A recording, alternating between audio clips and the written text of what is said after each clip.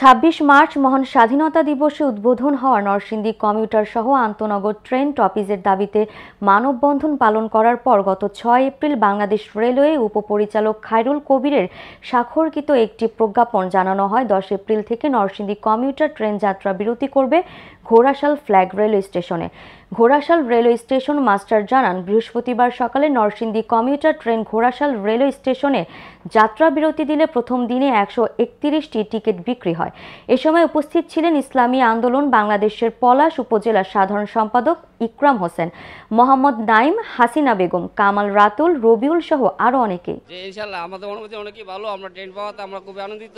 আমরা এই কম্পিউটার পাওয়াতে আমরা জব যারা করি এখানে আসা যাওয়া আমাদের জন্য অনেক সুবিধা হয়ে গিয়েছে। না টিকিট তো অবশ্যই বাধ্যতামূলক কাটতে হবে, এটা সরকারি সম্পদ, মানে আমাদের সম্পদ। অল্প কিছুক্ষণের মধ্যেই নরসিংদী কমিউটার ট্রেনটি ঘোড়াশাল ফ্ল্যাগ রেলওয়ে স্টেশনে এসে যাত্রা বিরতি করবে। এই উপলক্ষে এতক্ষণ আপনাদেরকে দেখানোর চেষ্টা করেছি নরসিংদী কমিউটার ট্রেনের ঘোড়াশাল এবং পলাশবাসীর যেই আগমনী বার্তা নিয়ে তারা যেই কার্যক্রম করছিল সেই কার্যক্রমের সবশেষ।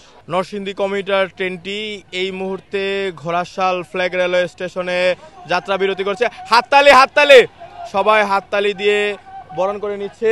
পারভেজ আহমেদ, আমার বার্তা, নরসিংদী।